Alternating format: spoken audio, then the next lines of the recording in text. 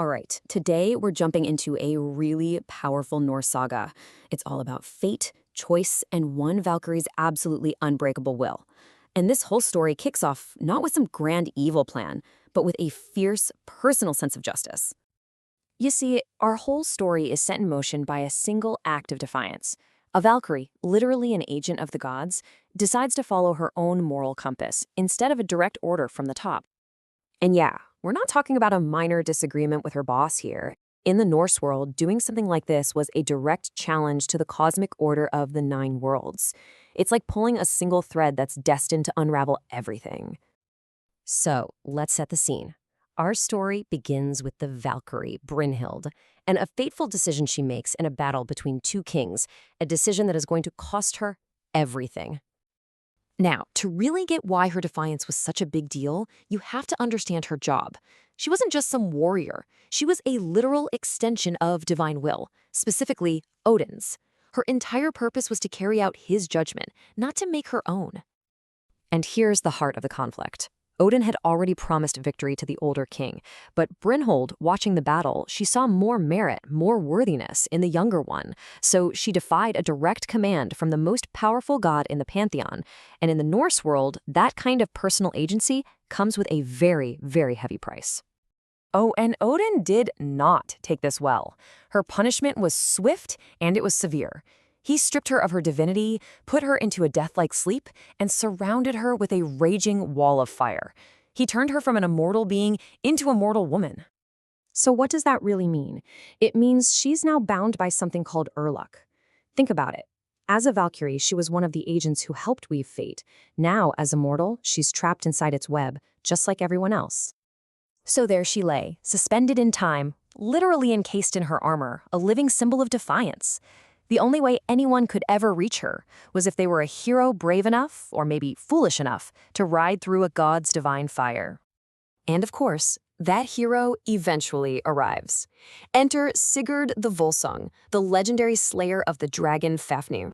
When Sigurd awakens her, there's this instant connection. They see each other as equals, kindred spirits. They swear these eternal oaths of love, and as a symbol of that vow, he gives her the ring on Varenaut, a piece of treasure from the very dragon horde he just conquered. But here's the twist. That beautiful ring, that symbol of their perfect love, it carried a heavy, ancient curse. A dwarf named Andvari had placed it on the gold, dooming anyone who possessed it to betrayal, greed, and ultimately a bloody end. And just like that, you can see the whole tragedy starting to take shape. The bond they think they're forging out of pure choice is already chained to the weight of destiny by this cursed ring. Their one moment of pure connection, well, it's already been poisoned by fate. That perfect moment of sovereignty they shared? Yeah, it was tragically brief. As Sigurd continues his journey, he wanders into a kingdom where sorcery and ambition are about to tear the fabric of their lives to shreds. What happens next is just a masterclass in betrayal. First, the queen, Grimhild, gives Sigurd a potion that makes him completely forget Brynhildr. Then, using magic, he's disguised as her son Gunnar. And in that disguise, Sigurd rides through the flames a second time, all to win Brynhildr for another man, even taking back that cursed ring as proof. And get this, even though Sigurd places his sword between them as a symbol that he won't touch her, the deception is total. It's profound. Brynhildr has essentially been won and traded like a prize by the one man she swore her life to, and she has absolutely no idea. Now, you build an intricate deception like this, one built on magic and forgotten promises, you just know it can't last.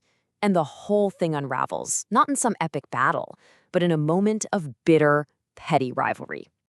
It all comes down to a simple argument between Brynhild and Sigurd's new wife, a woman named Gudrun. They're just arguing over which of their husbands is braver. You know, a classic clash of status and pride. And right there, Gudrun just shatters the whole lie. In a fit of vanity, she holds up that ring and Varenaut and basically says, "My husband is braver because he's the one who rode through the fire and took this from your finger, not yours." And that one single truth hits like a lightning strike. In an instant, Brynhildr realizes her entire life is a fraud. Her marriage is a lie, and the man she loved, he didn't just forget her. He actively helped orchestrate her greatest humiliation. All that grief just curdles into this uncontainable white-hot fury. So, Brynhildr seizes her agency once more. Only this time, she's not defying a god. She is demanding a violent, bloody reckoning from the mortal men who betrayed her. Absolutely consumed by shame, she manipulates her husband, Gunnar. She spins a new lie, claiming that Sigurd broke his oath of brotherhood and slept with her. And in the Norse heroic code, that is an accusation that can only be washed away with blood. The consequences are just brutal and absolute. Sigurd is murdered in his sleep. His young son is killed too. And when Brynhild hears the news, she laughs. But it's this hollow, joyless sound. Because her victory is empty. The rage just vanishes and turns to ash. And she admits to everyone that Sigurd was innocent all along. The catastrophe was entirely of her own making. At this point, she can't live in this world that's been built on lies, a world now stained with the blood of the only person she ever truly loved. So Brynhildr makes her final, defining choice. Those flames that once guarded her sleep, the ones that were a symbol of her punishment from a god, they now become the vessel for her final journey, a reunion with Sigurd, one that's forged in tragedy and fire. And so that leaves us with the big question, doesn't it? Did she ultimately lose, finally succumbing to that inescapable web of fate? Or did she master it in the end by exercising her own will, choosing the terms of her own destruction, and ensuring that in the end, not even the gods got to have the final say?